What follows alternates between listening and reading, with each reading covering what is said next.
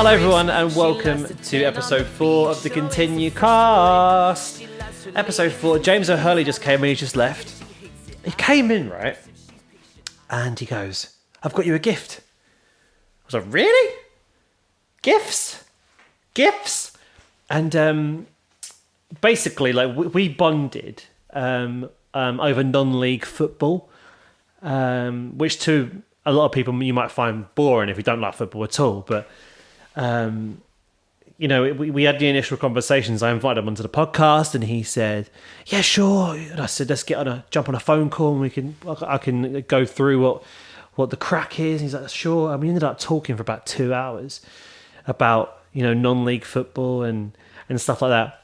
And even the other day before he came in, we just had another call. He said, "Yeah, what time?" 2 p.m. 2 p.m. is great because we're going to watch the obviously the Fury Usyk undisputed boxing fight. So it was obviously going to be a late night for the pair of us. So we didn't want an early start. But yeah, no, he's a big Cray Wanderers fan, non-league team, and the gift he gave me was a scarf, a Cray Wanderers scarf, and it's so cool. I'm wearing it now. But yeah, I'm definitely going to go with him to see his team with him. But honestly, he's the nicest guy. And in this podcast, we do talk about non-league football. But even if we don't like football, we don't actually talk about, like, you know, proper like stuff you understand. We just talk about, you know, the community of it and how we love that about non-league football rather than like the Premier League, the big leagues and stuff. So yeah, like I say, even if you don't like, you know, that sort of thing, you still be able to listen to this and enjoy it. And James he's like the nicest guy ever. He is the nicest fella ever, and I really, really think you're going to enjoy listening to him. He's just a nice guy. We talk about non-league football, boxing a little bit because obviously the big fight, and we do talk about his music as well. He's got a great song out called Evil. As I currently am recording this, by the time this is out, he's going to have a new single out called Red and an album out, hopefully. But he did say that might be about December time that's out. But you've got to check him out. He's the nicest guy. He's so nice, honestly. And considered I've never met him in person before up until today, like, that was such an easy podcast. It was like I've known him for years. So this is it. This is episode number 4 of the KentinueCast. It's with James O Hurley. And let's get into it. The main event. Did you watch the fight last night? I did watch the fight last night, yeah. Right, come on. Yeah. What's your opinions on it? I thought Fury blew it a bit, to be honest with you. Yeah? I don't really think he just looked... He looked like he was showboating the whole time, when in reality, I think he'd just run out of ideas. I don't think he knew how to fight Usyk. I think Usyk is a really good fighter. I think he's a really professional boxer. And I think Fury, it's a bit like... I often think with Fury, it's a bit like with Man United, with Fergie's United. They'd almost have beaten teams before they walked out on the pitch. And if he hasn't beaten a fighter before the fight, I think in the ring he sort of runs out of ideas. And I think to a certain extent that Usyk, he's pretty unwavering when it comes to his attitude. He's so focused and firm. I thought the fight was kind of, if it had been a draw, I think maybe it'd have been a fair result as well. But yeah, I think Usyk did win it. Yeah, personally, what do you reckon? For me, it was the first time ever I'd done my own card. Yeah. So I was like writing, and I'd done it on my Instagram story, so I could like flip back and see what I actually did. Because if I'd done anything else, I probably would have count it up. But yeah, but I scored it as a draw. Okay. I saw it as a bit of a seesaw. I thought Fury to me had the earlier rounds. So I got Usyk round 1, Fury round 2, Usyk round 3, Fury round 4. But then Fury took the 5 and 6 rounds. So I scored it as 4-2, the 6th. Yeah. I thought Fury had the 7th, the 8th Usyk, and then that 9th round. Yeah.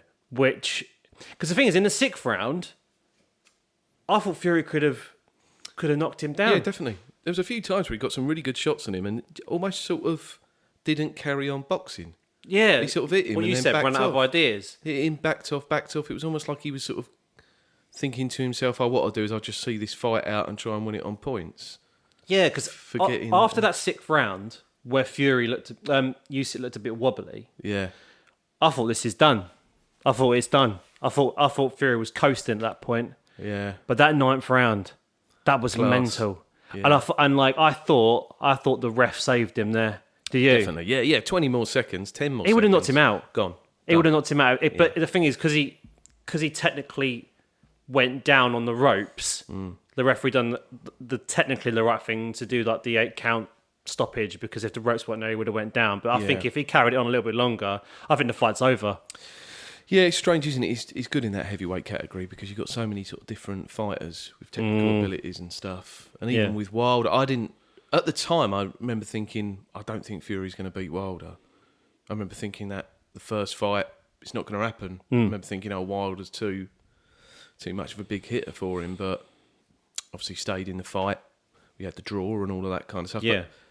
But sort of looking at it now, I don't know with Fury. I don't know whether he's sort of just become a bit more comfortable in his life, so he's lost that killer inside him. And it felt to me like he'd run out of ideas. Felt to me like he'd sort of gone in that ring and gone, oh, actually, this bloke can really fight. And everything I'm doing, he's not flinching at all. He's just focused and carrying on going and keeps coming at him. I don't remember really a moment in the fight where Fury was sort of in the centre of the ring. He was sort of like round the edge of the ring on the ropes the whole time. So whatever Usyk's sort of game plan was, it kind of worked, I think, really. I just thought, I scored it as a draw, but I thought Fury was going to win. Yeah. I called it 9th. I called it 9th round for Fury by knockout. Yeah. But ironically, it was Usyk that knocked out Fury in the 9th. Yeah. But because I just thought, I always go back to that Wilder fight where Wilder done that mad left hook on him and he went down and he got back up. And to me, I just thought I just feel like this is Fury's what he does. destiny. Yeah. I just thought it's just meant to happen. So that's why I'm kind of like thinking, I think he's going to do it, man. Yeah, I think sometimes, obviously, because Fury's a British boxer, we sort of slightly forget as well that it was kind of Usyk's destiny as well. Yeah, you know? with the whole Ukraine thing. Undisputed, the war and all that kind of stuff. Undisputed cruiserweight. Yeah. Went and fought in the war. Yeah. Undisputed heavyweight. That's mad. He's a great fighter, Usyk. My favourite boxer of all time is Joe Calzaghe. Okay. And I know, obviously, he was sort of a middleweight and things like that, but he sort of reminds me of Joe a little bit. Just hard as nails. Yeah. And just goes about it professionally. Just keeps going, stays in fights till the end. And I did think Usyk won it. I was watching it with my dad and he said the same thing. It was like, Fury's not really... I thought he'd have just, especially in those later rounds, I thought he might have really gone for it and gone, do you know what? This is my destiny. I've tired this bloke out. Now I've got all this energy. I'm going to go for it. Yeah. And he didn't. He just sort of, I don't know, he just felt like he didn't really, just sort of sat back and didn't really go for him. I couldn't make a case for Fury winning that fight. I could make a case for the draw. I agree with that. And I could make a case for Usyk nicking it. Yeah. But that referee, he's had an absolute mare. What fight did he see to score it as Fury to win that fight? Yeah. Is it like 14-13? Yeah. What did you watch? Yeah. What did you watch? That he's had a shocker there. But like for me, I'm not. I mean, scoring people at home or scoring in general is subjective anyway. But yeah. When after the fight, I was like, it's for me. I felt it was a draw, but then I could see Usyk winning, but no way Fury. Yeah. No way. I completely agree. And the rematch apparently it's meant to happen in October, but I mean this fight took 2 years to happen. Do you really think that's going to happen in October? I don't know. I mean, but you know, the rematch is going to happen. Yeah. Have you ever been to a fight before? I have. Yeah, I went. Was it a couple of years ago now? I went to the Tottenham Stadium and saw Fury. The fight that everybody thought was going to be. It's going to be his last one. Yeah. And everyone thought was going to be AJ, and it was Chisora, wasn't it? Yeah. Went to that fight. That was good. One of the best fights I ever went to was a few of us went to Wembley to watch George Groves versus Carl Froch. You went to... That was really good. Crikey. That was really, really good. I really like Carl Froch as a boxer. I think he's pretty good as the sort of on the commentary and stuff as well, as sort of a pundit. He's pretty good, and that was really, really good. I sort of my day job is like I'm a sound engineer, so I did a lot of stuff with like Team GB boxing. We used to do a lot of stuff at York Hall in Bethnal Green. Okay. A lot of boxing and stuff, and that was really good fun. And and my uncle Richard was a boxer. He used to... Really? Yeah, my dad's brother Richard, he was a boxer. You didn't want to get in the ring there, in the ropes? I'm neither a lover nor a fighter. Many women can... Did you ever see your uncle box? No, it's a long time before. Oh, a long time. I sort of came along when he's sort of in his youth and stuff. He lives over in Ireland, my Uncle Richard. But he was a boxer. My dad said he was very good. He's very, very good. Talking of Ireland, it's just to put on my head. So your last name, O Hurley, Yeah. is that Irish? Yeah, my dad's side of my family are Irish, yeah. So you're half Irish? No, quarter Irish. Quarter Irish. My grandparents. Oh, that makes sense. Irish, so. The O Hurley. Because you said that you was born like kind of round here. Yeah. But then you got a last name of O Hurley, and you mentioned the island thing. Yeah, I was born in Queen Mary's Hospital in Sidcup, and sort of grew up in Bexley Heath, and then sort of moved a bit further into sort of Dartford area, and but my dad's side of my family. I've got quite a lot of my family still live out in Ireland and stuff. So whereabouts in Ireland? So my grandparents were from my grandma was actually from a place called Arklow, which is sort of south of Dublin, in the sort of bottom right hand corner. My granddad was from a place called Douglas in Cork, which is sort of mad really, because it's this sort of tiny little town in sort of Cork City where Cillian Murphy, the actor who's just won all the Oscars, he's from the same town as my granddad. So it's sort of this thing of whenever I've sort of seen him win his Oscar and everything, I thought, I bet my granddad would be made up. Have they got like strong Irish accents? My family, some of my cousins have, yeah. It's funny because I didn't know, but I went to Dublin for like a music thing, and there was the River Liffey in Dublin. Yeah. In Dublin, they know. Because a taxi driver was talking to me on the way back to the airport, and he was effing and blinding, and he went, "Have you spoken to anyone from Cork yet?"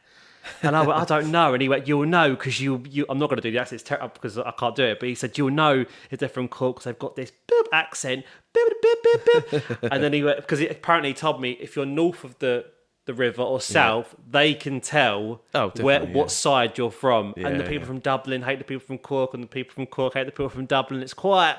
People was going bit, bit, bit, bit, and I was like, "Whoa!" I get a lot of people send me pictures if they go to Ireland because you obviously the game hurling. You play the game hurling with the stick is called a hurley.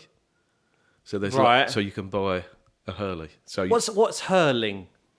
Hurling is a game a bit like sort of a combination, I suppose, of sort of hockey and lacrosse. Okay. And they play it in Ireland, and the stick that they use is called a hurley. So if you go in sports shops, you can buy a hurley. Buy a hurley. So it's like a bit of, I think it means in Gaelic it means like bend. So okay. So yeah, and my uncle lives in Killarney, and a few of my cousins. I think my cousin Mike, for a long time, my cousin Michael was living sort of towards Bray, just sort of south of Dublin. So, sort of that. Yeah, that's cool. Part of it. I'm named after my granddad, so. Oh, that's cool. I'm named after an Irishman, so yeah. Oh, that's cool. And you go out there quite a bit. Do you know what? I haven't been to Ireland. I've been out to Ireland for work, but I haven't actually been out to Ireland since the pandemic. Okay. And when my nan passed away, I sort of didn't go over as much as we used to, kind of thing. And I've got like a lot of friends who live out there and stuff, and I know a girl who lives out in sort of Roscommon sort of way, and it's just, I think that's one of the things, isn't it? You kind of grow up where we grow up. There's people from every walk, race, religion, creed, culture, from everywhere, really. So if you if you went to the Olympics, or you was a footballer, would you Ireland? You'd be Ireland, 100%. You would be Ireland. Why's that? Me and my dad have always watched the Ireland games together. I don't really feel a great connection with England Oh, okay. in a way. I've never really sort of flown the flag particularly or sung the anthem all that much. It's just, I don't know, it's just not really... I sort of, I suppose I've always sort of seen myself as English, I suppose, but the weirdest thing is that if I'd have played for Ireland and I'd become captain, I wouldn't have been the first Irish captain born in Bexley-Heath, because Andy Townsend would have been. Course. Of course. It wouldn't have been that much of a a big thing. It's like, oh, Andy's already done it. Oh, yeah. That is correct. It's because it's funny, we talk about football, but I've never met you. It's the first time I've met you. It's a pleasure to actually finally meet you. Yeah, but we spoke on the phone twice, and both of our phone calls have nearly hit 2 hours because of our passion for football, and more in particular non-league football. You've come in today and you've given me this gift, and I'm still wearing it. You are a massive Cray Wanderers fan. I'm wearing a scarf right now. I am. But we've just connected on this passion for non-league football. Yeah. But like, where did like the whole love of? I mean, you've told me, but let's talk your love of. Because the thing is, like, you support and love a non-league team, and then for me, and like because of a lot of the people that I know, they don't. They will support a Man United, a Chelsea, a Liverpool, whatever. And then when I said to you what team you support, and you say I'm a season ticket, or there's your season ticket on the table, Cray Wanderers, you know, the oldest football club in London. I'm sitting there thinking, partly that is awesome, and partly like, what? Because where does it come from? So my dad is a Chelsea supporter. My dad was born in Brixton, and my uncle was born in Wandsworth, and all of my family are from that area. You've got family all over the place, haven't you? Yeah, when my grandparents moved over, right, they ended up in London for a while. Okay. And so Chelsea, and at that time in sort of the 60s and 70s, bearing in mind that football wasn't on TV and stuff really, so you actually had to go. And at the time in sort of the 60s and 70s with Peter Osgood and Alan Hudson and Charlie Cook, like Chelsea had this really cool team. They were like this really brilliant team.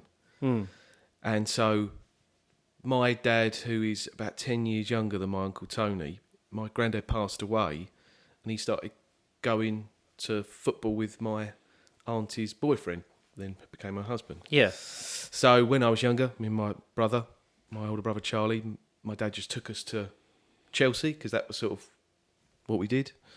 And me and my brother used to sort of run around and eat crisps and not really pay attention to Yeah. And then, France 98 was sort of like a big bang moment for me. France 98, Brazilian Ronaldo, Zidane, bang. You know, getting towards starting at like big school and stuff, and then everyone when you're at secondary school, everyone loves football. Yeah.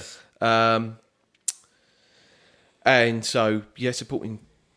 And don't get me wrong, I loved Chelsea when it was like Zola and Vialli, and it was great. And I've never actually said this. I've never actually said this before because I don't want to bring the mood down or anything. But when my parents sort of separated, kind of stopped going for a long time. Okay. And I wasn't going to support another English team, or like another Premier League team, sorry. And the nearest team I've always known about Cray Wanderers, I've always known from sort of Sidcup, Bromley area. I always knew that Cray were this team that was like the oldest team in London, one of the oldest teams in the world. And I thought, I'm going to go and watch them. That's going to be my team. And in a weird sort of way, Cray Wanderers saved my life. Because I think without them, I think I might have ended up getting into trouble with people where you grow up or people at school. And Cray really sort of going there, I just totally fell in love with it. And one of my best friends, my friend Sam, he's a big Arsenal fan. We sort of were both born in Queen Mary's in Sidcup, and it was kind of like, oh, should we support the same team as a bit of a kind of, that's a thing we can do together. So, I just sort of fell in love with it. I liked how you could just go there and just be part of it and kind of almost know a lot of the people who were already there. And, in about 2017 when Chelsea started, when Conte was in charge, I sort of went back a bit more and I started going with my dad again, and it was so lovely. And even now, I like going because I like spending time with him. But if you're actually asking me deep down inside of me what the truth, that like my great love is, Cray Wanderers are sort of my great love, really. I often find with Premier League football, it doesn't, I don't know, it just doesn't really rock my world. Premier League, I enjoy it for entertainment, great players, but yeah, I don't know. I'm not. It's not the same. I don't get. To me, it's all about the match day experience. And as me and you have always said, I've never ever understood why people support football clubs hundreds of miles away that they don't go and watch, because you're just missing out so much. Like the match day experience, win, lose or draw, is the single most important thing. Yeah, that's what it's all about. Yeah. If you're not into that, you're not. Why would you even bother liking football? Yeah. Like, be invested in something and, get into it and be part of your team. Yeah. And without Cray, I'd be lost. I completely agree with the whole armchair fan thing. I don't get it. And like, we spoke about it the other day, but Manchester United, for example. Yeah. There is a lot of people in Kent that support Manchester United. Now, to an extent, I get it, because Manchester United are probably the famous club in football. Yeah. The story of the Busby Babes, the Ferguson. When we grew up, they were taking over. It was Ferguson, wasn't it, at Manchester United? They were winning everything. Like, what class of 98? Like, so I get why people would be inspired by that story and follow them. Yeah. Get it. But then, when you don't go, I don't get it. Yeah. I don't get it. If obviously Manchester, I could get why you do, because of the story, the history, etc., etc., etc. Yeah. If you went a couple of times a year, I would respect it in a way. But you're sitting at home and you say you support Manchester United. It's not even Manchester United, it's Liverpool as well. It's another one, or any of these big clubs, and you don't go. Yeah. I feel sorry for them in a way, because, like, look, I'm a West Ham fan, yeah? And we've won nothing since I've been alive. Nothing. We got to a cup final in 2005, 2006. Yeah. Where we should have won. But then that Gerrard goal breaks my heart to this day. Runner-up. We won a playoffs. Yeah. The year before that, we beat Preston in the playoff final. It was a playoff final. I saw us beat Blackpool in a playoff final. It's a playoff final. But like last season, to see us win that, people say a third-rate trophy. We lived in my old apartment when that happened. I sat when Bowen scored that goal. First of all, I screamed, but then there's that momentary panic: was he onside, because of the whole VAR thing? So you stand there and you're like, nah, because we've had the worst season in the Premier League. Something's going to go wrong, and then the goal gets given, and the final whistle goes, and everyone celebrates. I just sat there and I cried on the carpet. I cried, and I sat and I was like, that feeling I got then of sitting there on the carpet crying, and my other half going, what the? I mean, these Man United fans who you win this FA Cup, whatever, back in the day, they would never have that feeling. No. Never have that feeling. No, I agree. It's a completely different... It's like, oh yeah, won the league, sweet. Yeah, Ferg, yeah, we're the best team, but you'll never get that. No, you can only get that from participating. Yeah, I've suffered through relegations, man.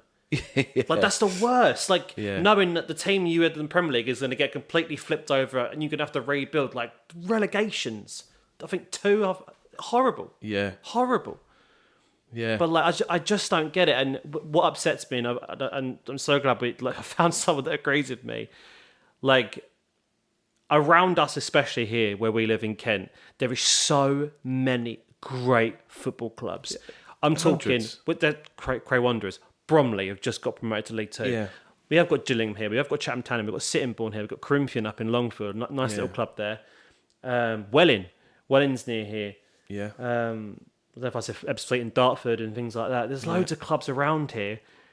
And like, what's it, £12 to get in? £12 to get in, and people don't go. Like, you say you're a football man and you love football. Yeah. And maybe when you was younger, your nan probably bought you a football crazy card for your birthday. Yeah. But you don't go to any games and you don't support your local clubs. And to me, that's like, could be controversial what I'm saying, but that's how I feel. Like, these local clubs need your money. Yeah, exactly, yeah. Yeah, and then a team like Dartford as well. Like Dartford are a real like sort of trailblazing football club. Yeah. You just think, why would you not want to get involved in Just that? just go. Like buy hot yeah. chocolate and like it's a community there. Yeah, it really is. It's a community there. Yeah, And like definitely. I'm a massive West Ham fan, but you know I couldn't make a game because one day it was Sheffield United this year. Couldn't make it because they closed Ebbsfleet International Yeah. Station. Closed. It was. I went there and it was shut. There was no Right. warning. It was shut. We're doing track works on it. I was like, crud. Right. Blackwall Tunnel. Yeah. Rammed because it was rammed. I couldn't get there. Could not get there. Yeah. So I said, I can't get to the game. I said, you can call up whatever, and then you can get it back as club cash. Because that's what it is with those sort of level. You don't get a refund. It goes as club cash. You can buy something from the shop, or that money can go to a different Sure, ticket. yeah. But they just wouldn't give me the money back. They would not give me the money back. I had to go through so long. And the ticket, actually, because it was up in the gods, it was about 30 quid. Yeah. Like, 30 quid's nothing to you lot. No, I know. And you won't give me the money. And it was just that kind of frustrated me. I completely agree with you. My dad's side of my family, I've sort of got that connection to like Celtic Football Club. So they're sort of like a big part of, they're like my big team I support. And I know it's a bit contradicting what we've just said, but as a sort of my other sort of team, every season I try my very best to get to Celtic. Yeah. I'm going next weekend because I don't think that you have experienced football until you've stood in Celtic Park and listened to that fan base do what they do. And if you support another team, and Newcastle, Man United, Liverpool, especially Liverpool, I suppose, with their atmosphere at Anfield, if you say you're a Liverpool fan and you've never, ever done whatever it takes to sort of get to Anfield, you must be like half a person. Because it's just, why would you... I'm not a Liverpool fan, but why would you not want to stand there at Anfield whenever you get the opportunity and go, this, like, I've stood in Celtic Park and like cried my eyes out. Yeah. Because it's so emotional. It's such a moment of kind of, and again, like my granddad, like, I just think he'd have loved this. He'd have loved just, because he loved Celtic Football Club. And I like to sort of keep that alive because that's the thing. And especially with all the music recently, a lot of it is just discovering this man that I never met, was from another country, who essentially spoke a different language, who, you know, I'm named after. I've only ever seen a couple of photos of him. And it's just this sort of reconnecting with that ghost that I never met. And the more I discover, the more I realise what an amazing person he was, especially sort of giving up everything to come over here and start a different life and stuff. And I just think for everything that he did, I get to sit and talk to lovely people like you. Yeah, because I can't wait to go to Cray next year because Cray Wanderers are getting their new ground, and you've got me the scarf. I'm ready. I want to go. Yeah, it's great. And like, I'm more local to the club than you are, so there's no excuse for me. Yeah. But like I just, because last season I had a West Ham season ticket on the year we won that trophy, and last season I rescinded that ticket because I used to have a season ticket at Upton Park.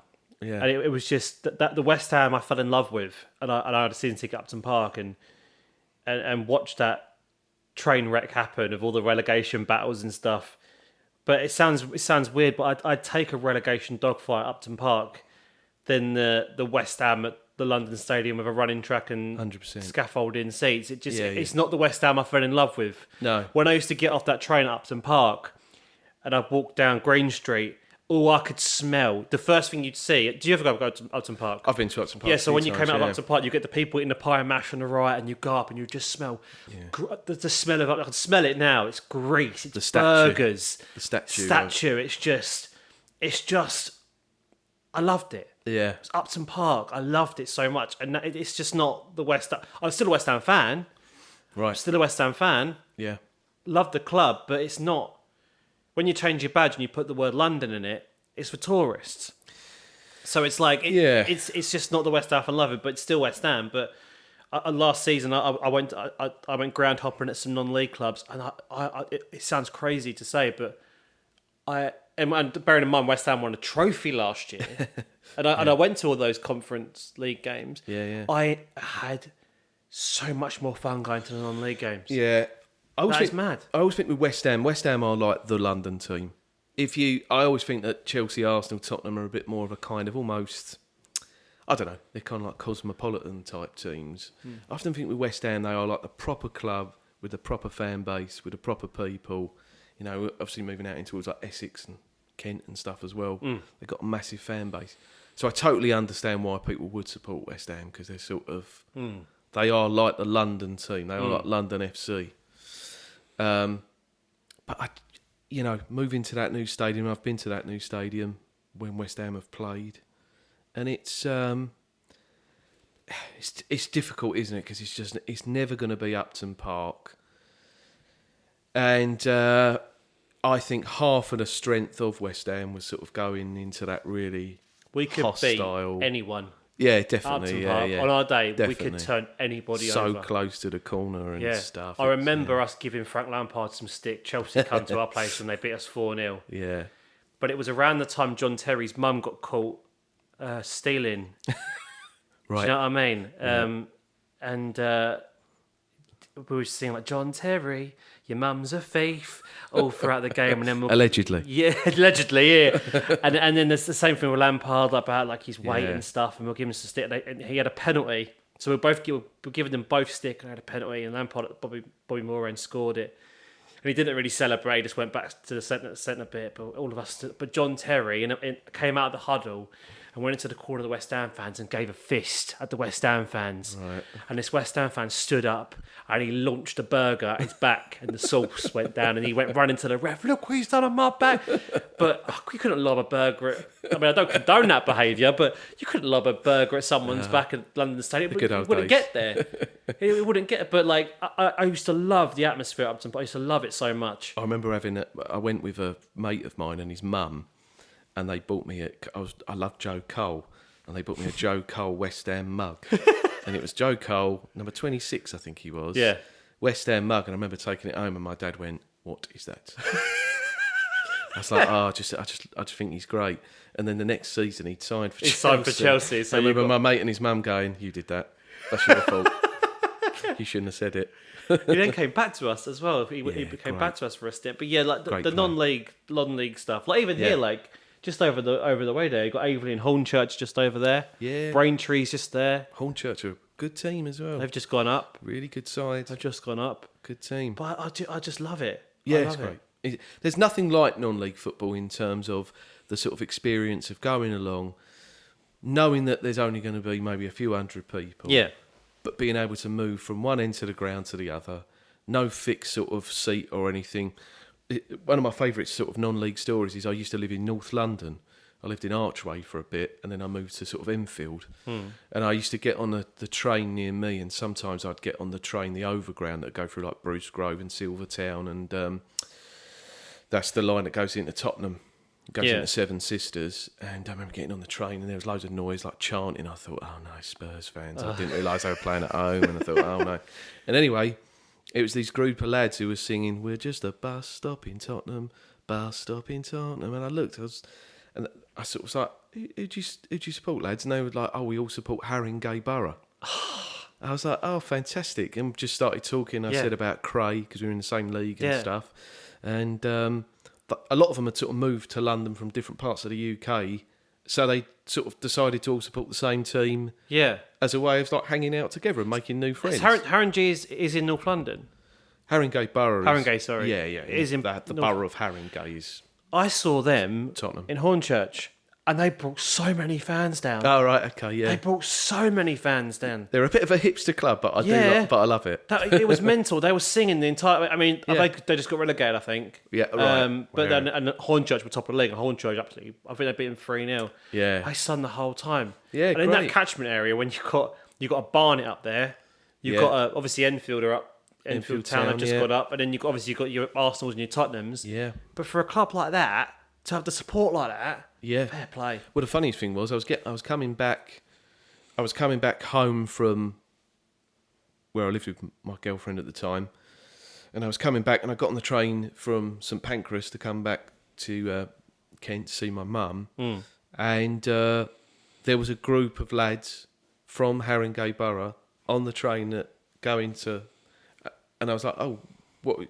Oh, I've met some of you guys on on like the overground train, and they said to me, "Oh no, we've got Margate." So they were all going down to watch Haringey play against Margate. Oh. And they were all sort of, just like a group of lads who sort of... Was that last season? No, it was a couple of seasons ago now. Because it was one. I think it was 1-1. Because I follow a YouTuber called Smith. Have you seen him?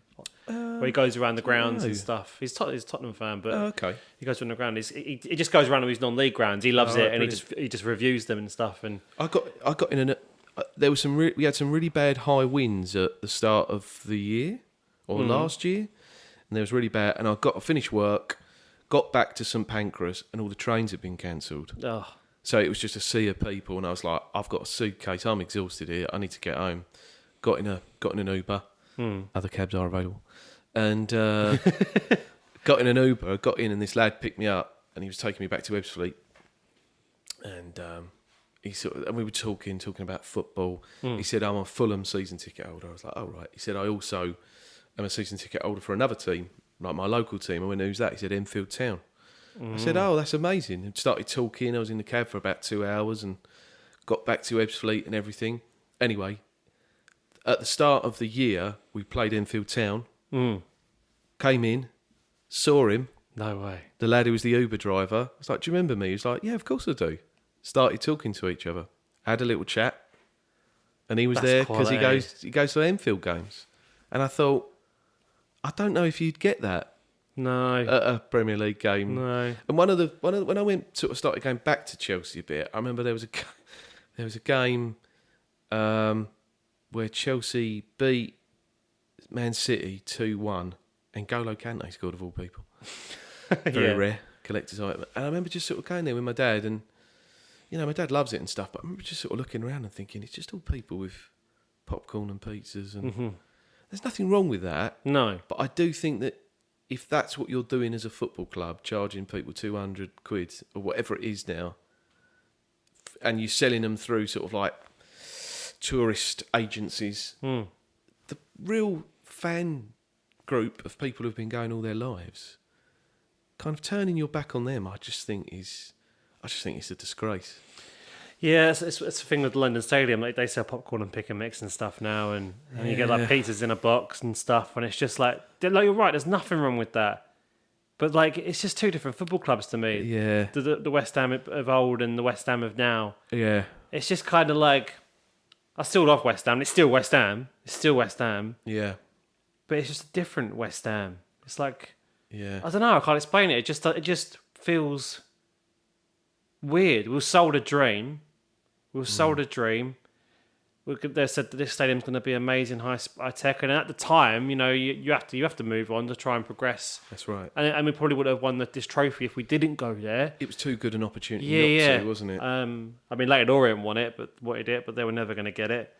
And then obviously we get it, and you go there, and I remember the first season we went there. There was so many fights because they couldn't work out the segregation. There was so many fights there. There was a massive fight. The league game I went to a League Cup game against Chelsea. Oh, right, yeah. It was when Diego Carlos was playing. Right. And I think we won 2-1. But there was a massive fight between the Chelsea and the West Ham fans at the end of that game. It was horrendous because we couldn't. But yeah, it's just not. It's still West Ham. I'm still a West Ham fan. But I've now gravitated to non-league because of that kind of disconnect there. Yeah, I get it. I completely understand it. And to be honest with you, maybe it's biased on my part. I think everybody should do it. I think everybody should go and experience how brilliant non-league football actually is. Because they need your money. And it really means something. Yeah, it they need your money. Go really there, means something. do the 50-50 raffle where 50% goes to the club and 50% you can win. Buy a programme, buy a hot chocolate. At Cray, we do the goal thing where you get like a raffle. Oh, what, you do the guess the minute of the goal, the first goal, yeah. When you see the person who does it, the victory they feel when they've done it. I've not won it, unfortunately, yet. No, I've never won a 50-50 either. No. One day I'm going to. But I just love it. I also love the fact you can walk anywhere you want. Walk anywhere you want, stand around. You can have a chat. Yeah. In this weird sort of way, I often think with Premier League football, and when I have been to Chelsea with my dad, you pay such an amount to go, you feel like you should be watching it the whole time, because you shouldn't be sort of wasting the money.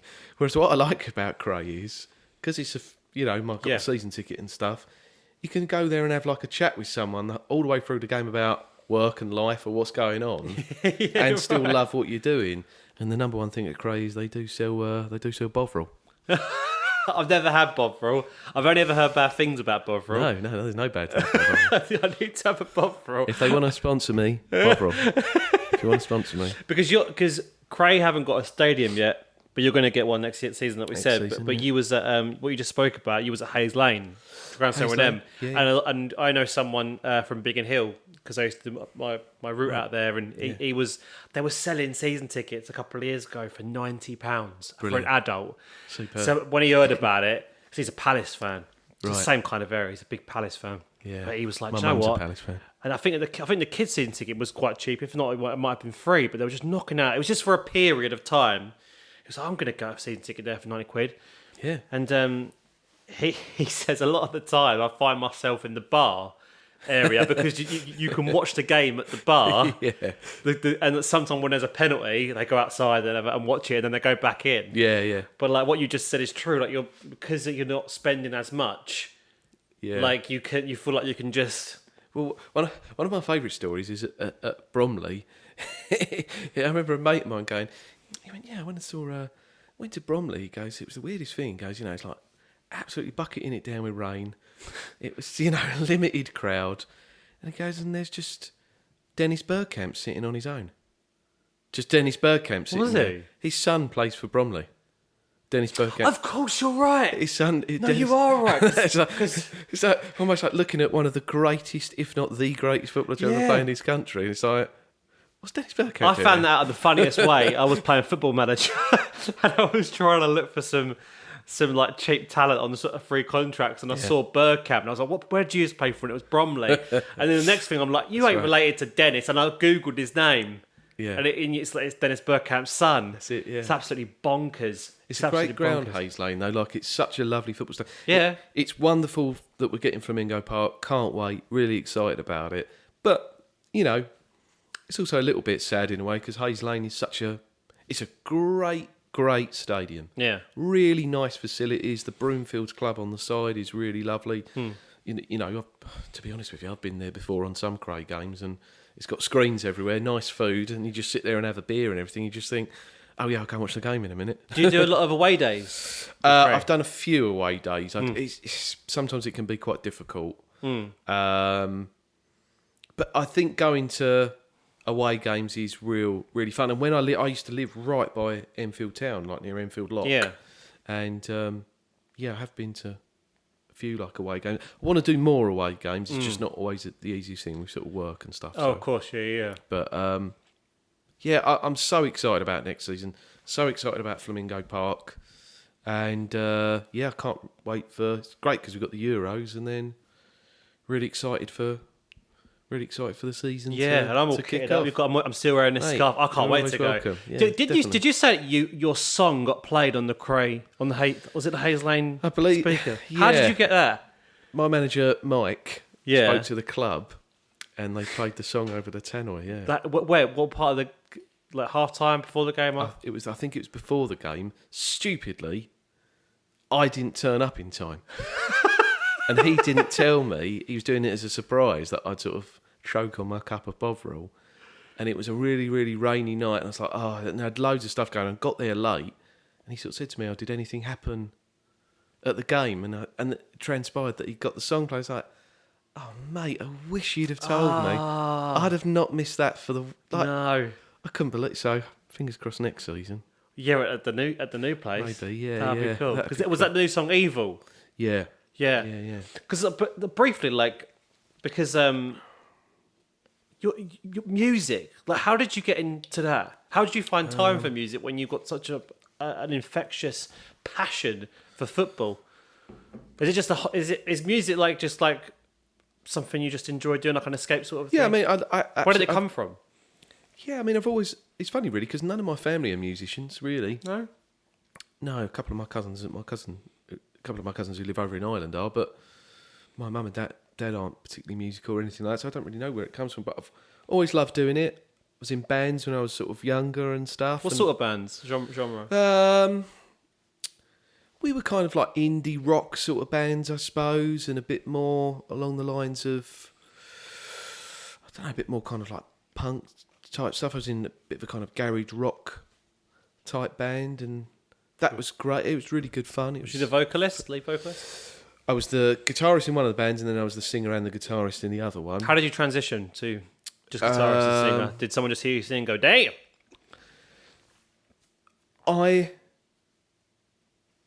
I've always been sort of very self-conscious that the fact that I don't think my voice is a very sort of rock lead singer voice. See, I disagree. I think you've got... Do you? Because listen to your voice genuinely. I'm not just saying this to just gash you up, but listen to, like, especially on the new single Evil, when you say I was in bands, I'm like, makes sense now. You've got that. You have got that frontman voice. Oh, thank you. I believe you have 100%. Yeah. Yeah, I've sort of always loved doing it. I love doing it. I've always really enjoyed doing it, and I gave up for a long, long time and just sort of said, I'm not going to do this anymore. And you know, when you go through breakups or whatever else, or sort of lose people in your life, you just sort of give up a lot of hope, and you give up on a lot of things that you love doing. And you know what? As much as the pandemic was a terrible time for all of us, what it did do, I think, is gave you the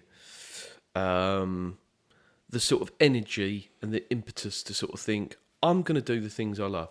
Because there's so many people who've lost so many things. What is it I love?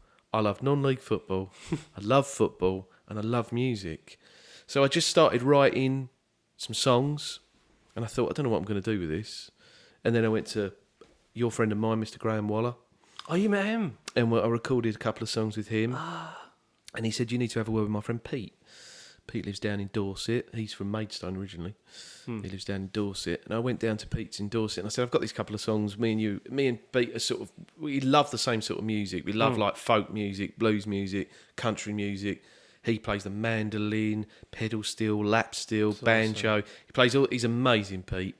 Far too good to be working with me, but there you go. I've somehow managed to do it. Esports Arsenal, he's got to have some hope, hasn't he? Oh, okay. And it was, and he was just like, "This is great. This is really good."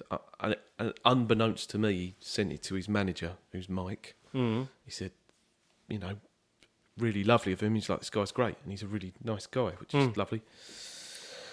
And it all kind of went from there, really. And I feel like for the first time ever in my entire life, I'm kind of doing the music that I love. Yeah. I feel like when you're younger or whatever, you're always in sort of rock bands, but my love has always really been sort of folk and blues music, I suppose. So, and like, I love sort of country music and and to me, and it was like, well, do you know what? I'm just going to do the things I love, and I won't swear, but to hell with everybody else. I'm just going to do the things I love because life's too short, and there's no point spending your life not doing the things. Completely submerge yourself in the things that you love doing. Music, football, whatever it is, pottery, whatever it is. Just, life is too short to care about what other people think and not do what you want to do with your life. So, the whole thing has just been a really incredible experience. I just feel so lucky and so honoured. And even like speaking to yourself, mate, it's just, honestly, it's not just words. I feel genuinely really, really honoured. So that's really cool. That's really cool. You think that way. Appreciate it. Because I just came across like your.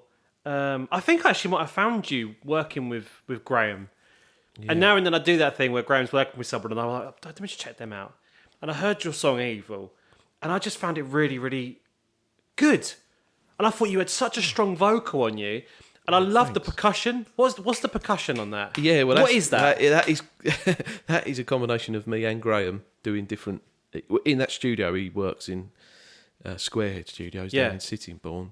Yeah, we just sort of played loads of percussion and bits and pieces, and we put it all together. And he did an amazing job mixing and mastering it. It just sounds different. I can't work out what it was.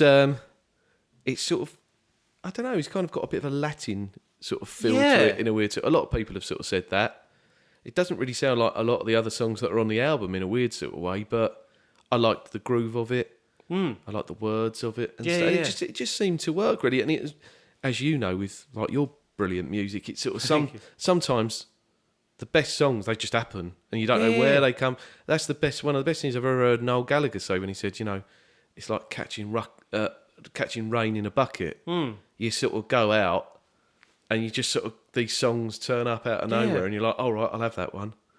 And that was one of those ones, really. Honestly, I think it's a great song. I really appreciate that. You could easily hear that on the radio and stuff. And I'm not going to lie, like, because I get a lot of this thing where people will send me like their song that they've, and I don't like it when they're like, they do it in front of you.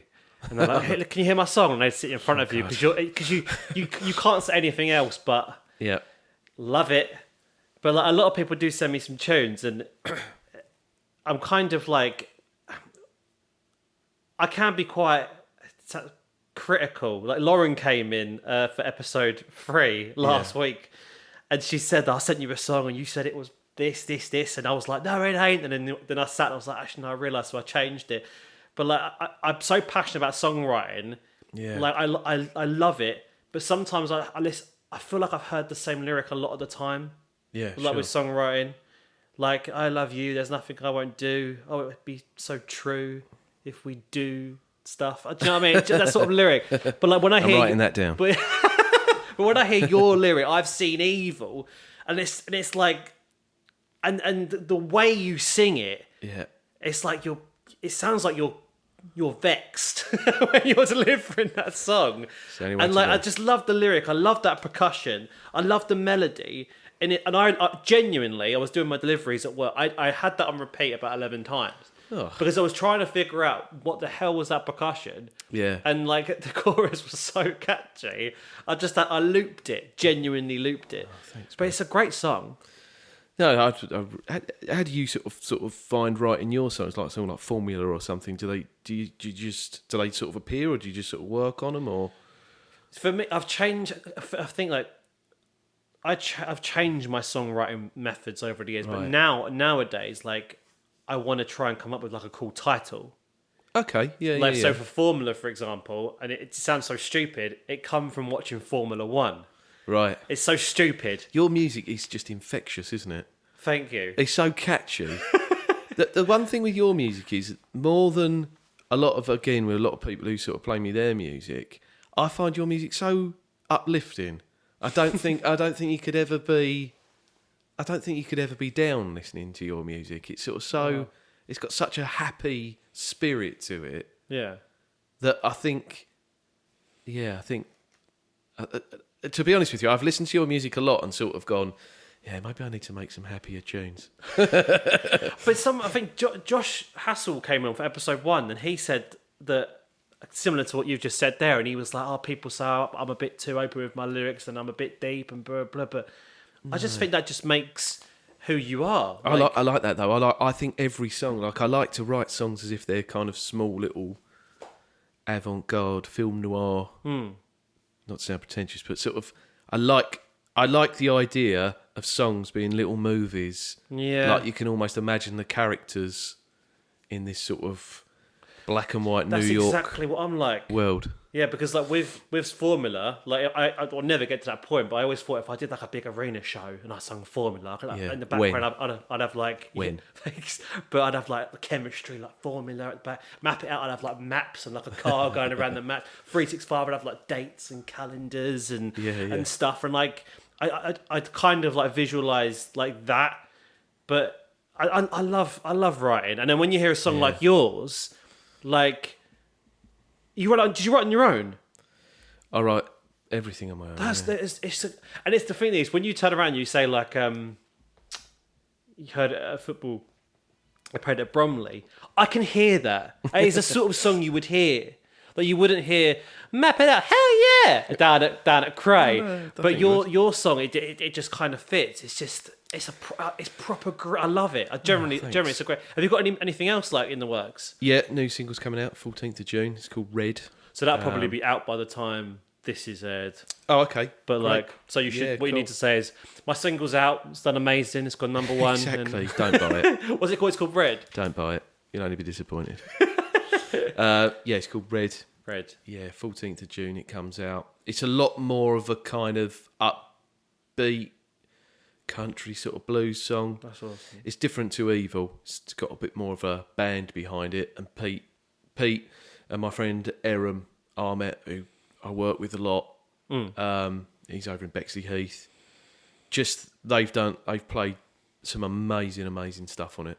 And again, and I'm not just saying it. Every part of this just blows my mind that people actually want to make music with me. At some point, I feel like they're going to turn around and go, "Yeah, I'm not. This is rubbish." I'll go, "Yeah, you're right. Yeah, I've just been stringing you along, to be honest." But no, I'm really, really pleased with it. I think it's going to be good. I hope people like it. Is Evil like the first proper song you've done? Because you've got two on Spotify. You've got 2 live tracks. That was a couple of live songs. That I did. But is Evil like the first like proper? Yeah, that's the first sort of single. I've got a lot of songs, and to be honest with you, I had already made an album that might become a bit more of a second album. Because the first album I just started when I opened that sort of Jumanji box. All of these songs started coming out. Don't know how, don't know where they come from. And they started feeling really good. And the first album, I've kind of got it all down now. I need to record it, which I'm going to do over the next few months. And it's shaping up. It's shaping up nicely. I'm really proud of it. I think it's going to be good. I hope people like it. And play some shows, get out there and hopefully do a little bit of a tour or something. Would be really do like nice. an album launch show? Is that something you? That would be good. To do? Yeah, that'd be really, really cool. Yeah. Hopefully the album's going to be out towards the end of the year. That's cool. Because when I was in a band, we played to every man and his dog all the time. Yeah. So again, it's another thing of kind of, I've done a few sort of like open micy things and people's parties and weddings or whatever. But in terms of kind of singing and doing my own stuff, it's going to be starting again, really. And I'm really looking forward to it. I'm excited about doing it. I generally think you've got such a strong vocal. What would you say is your strongest point? Vocals or writing? I always didn't really like my voice, and I was always really self-conscious about it. But what I have come to terms with is the fact that what I can sing is I think we grew up in a period of time where there was a lot of Arctic Monkeys type vocal of, I went down to the shops and I bought some sweets. And I think for you and me, I sing in a bit more of a kind of maybe bluesy. I can make my voice kind of, without putting tickets on myself, I can definitely go more into that kind of R&B, Otis Redding, old school soul. When I've had a lot of people say to me that I don't look like how I sound.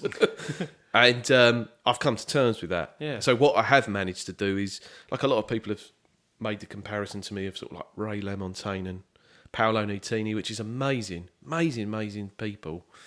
And I've just come to terms with that's what I can do with my voice, and I'm quite proud of it. So you're in a good place with everything now? A lot of things in my personal life have gone really, really well. Mm-hmm. And there's been stuff in the past that has been really tough, and I think we've all lost a lot of people. Mm-hmm. I had quite a few kind of health things that were going wrong with me.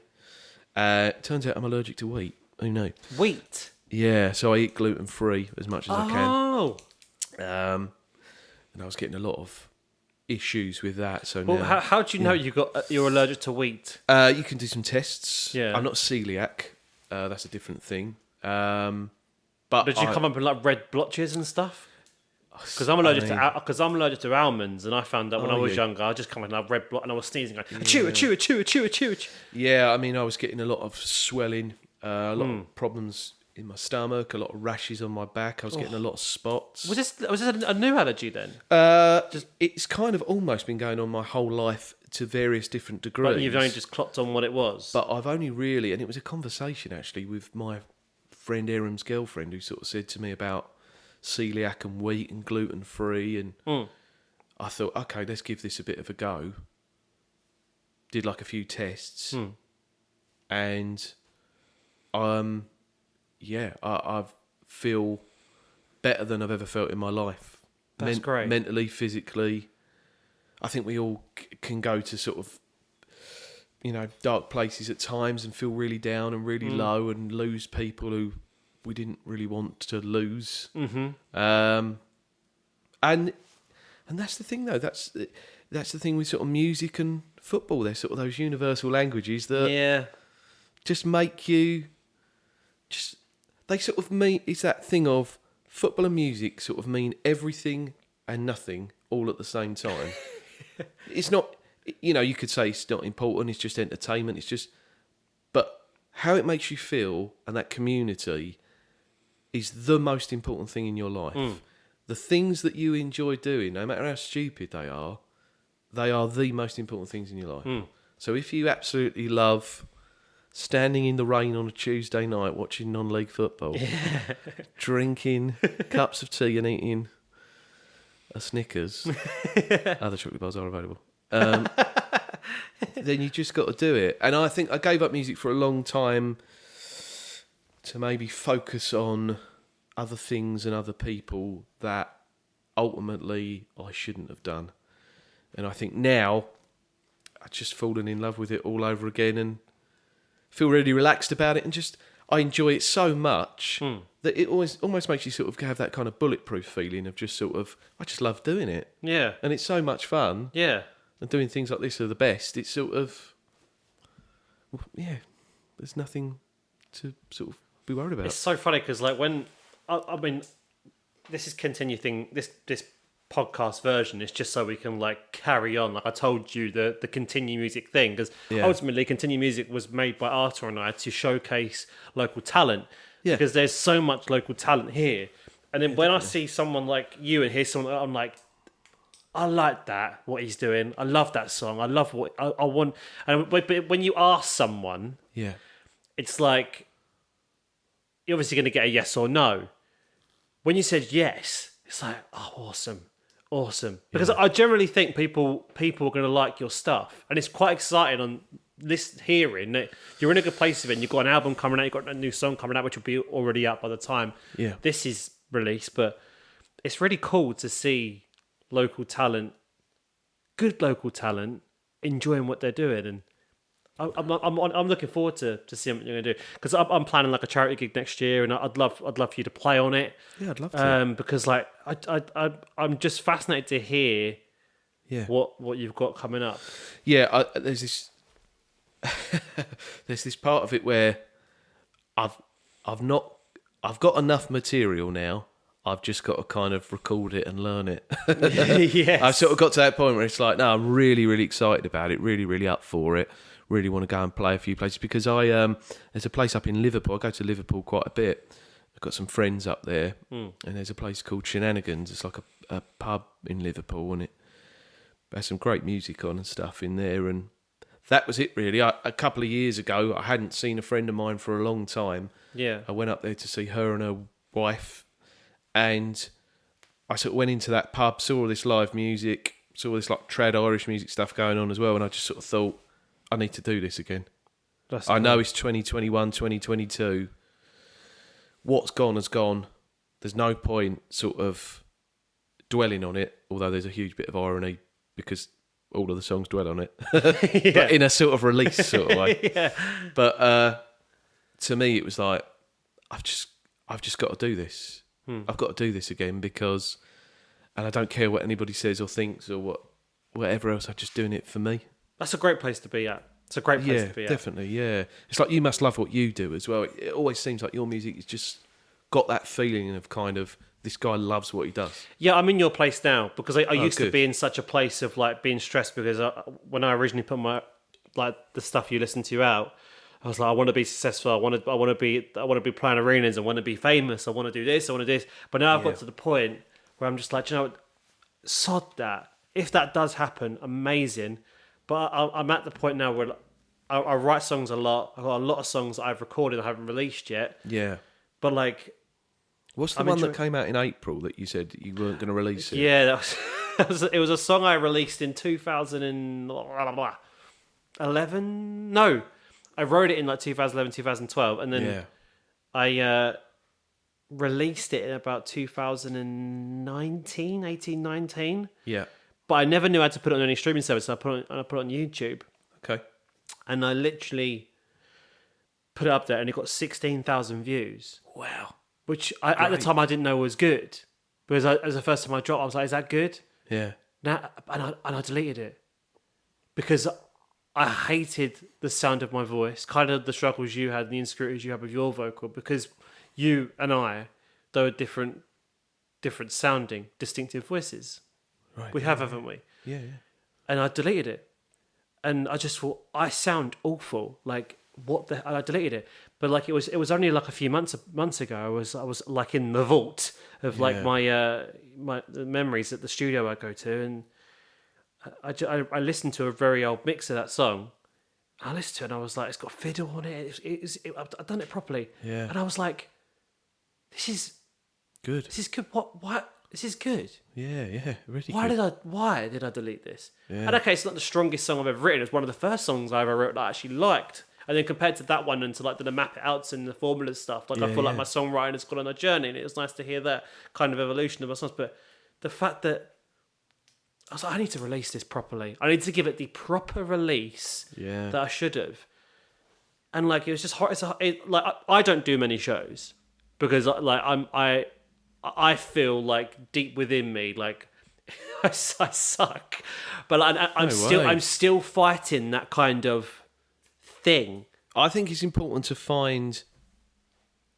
I think the one thing that is important about playing live, and definitely a mistake I've made in the past, is kind of finding the right places and the right people to play in front of, but also what sort of stage show you want to put on.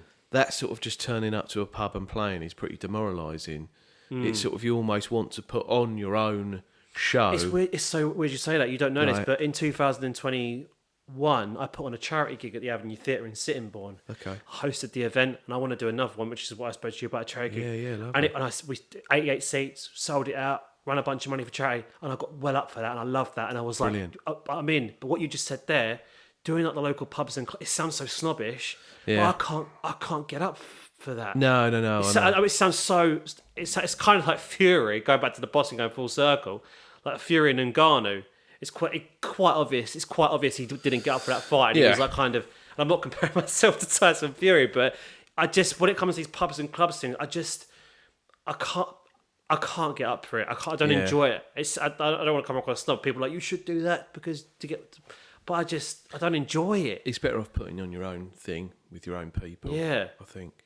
Like, that's why I think me and you should probably play some gigs together. Yeah, I think you're right. I think you're right. Because I think we could sort of, I think it's that thing of knowing who you're playing with is going to support you and be there for you, and you can sort of work on it together.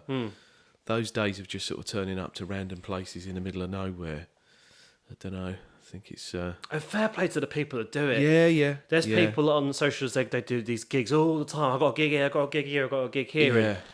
And, which is fine, I think, if you do a lot of covers. Yeah. But it's a real slog if you're going to be doing your own stuff. And I don't enjoy playing covers. No, it's bad. I should do. I should play covers when I do these gigs, but I don't enjoy playing covers. No. Why should you? Yeah. Why should so you? I like You're an going to artist. these songwriter nights and these things like that, so I can like showcase those. Yeah, exactly. Van Gogh didn't do colour by numbers, did he? Exactly. Yeah. It's like you are your own artist. Yeah. If people want to come and see that, I've got a friend actually who's just opened a venue called the Big Theatre in Biggleswade. Oh, my friend Tim, and he said to me about, they're trying to put people on and put gigs on there where they are people who turn up and play their thing and do their own stuff. It's not like a kind of Mr. Brightside Sex on Fire evening. It's, people who are real artists. Yeah. And I think to myself, that's where you want to be. Yeah. I think. Yeah. I would want to go and see people play original music. Me too. There's definitely a time and a place for Summer of '69, but it's I think if you're putting on an evening or you're playing gigs, people should be there because they want to see it and enjoy. I've always thought that it would be great to put on gigs similar to the whole Jules Holland thing, where you have 3 or 4 artists, like a writers' round sort of thing. Yeah, you have like 3 or 4 artists and they go back and forth. People play. Yeah. It's not just 45 minutes of you, 45 minutes of you or whatever. Yeah. it's sort of bit of that, and then maybe at the end we all play together and do like a big sing along at the end. I thought about organising something like that because there's a nice little venue called Sun Pier House in Chatham. There's a brand new venue. I was thinking about like trying to get in contact with them and doing a show like that, like a writers' round. You should speak to my my friend Mr. Flood. He does a lot of stuff for Medway Council and things like that. He's the guy who I said to you about, who is he's done his own podcast, and him and his friend have been talking about a guy called Isaac Newell, the guy who was born in Strood. That was who went to Argentina, and they're called Newell's Old Boys because of a guy from Rochester. That's crazy. Yeah, the football club. And they're trying to. They've got. Does Messi play for them? Messi played for him. Pochettino, Crazy. Bielsa. It's a crazy story. Maradona played for him, but sort of a bit later on. Yeah, crazy story. So yeah, so much around the local area that you can sort of see and do. To me, it's kind of the one thing that I would sell a gig for me is the fact of it's almost down to the poster, in my opinion. Yeah. If the poster is, this is the night, these are the acts that are playing. If you want to come and see these, this is the night. And to be fair to like people who DJ and stuff, that's what they do. Yeah. If it's just we have live music on, I don't see the promotion in. That's not really. Yeah, I'm not about that. That's fine, but to me, I would rather put on the Alex Lane experience, starring this person, this one, James O Hurley. Yeah, I agree. Yeah. And then it's sort of like you buy into that night. Is what that night is. To me, that's what I'd. No, I'd agree. That's play. The place I'd love to do because it's more of a night. Yeah, when you get live music here, it's normally like the bars that just have the acts in the middle and like play Wonderwall. It's like that sort of place. Yeah. But honestly, though, thank you so much for coming on. We've done 1:08 on here. Great. But like, it's great having you on. Absolute pleasure. Because every time we speak, we dive into so many. I know. Like different subjects. Part 2. It's so cool. Yeah, it's so cool. But it's honestly, this is part 1 of 8. So part 1 of 8. Tune in. By the time this comes out, your song will be out. And when do you reckon your album will come out? I'm hoping it's going to come out in December. I'm going to be recording it over sort of June, July, August is my plan. That's cool. To record it all, get it all together, and make it the best it can be. And I've got an image in my head of what I want it to be and what I want it to sound like and who I want to be involved. So that's awesome. Yeah, if you want to be involved, that'd be great. That'd be cool.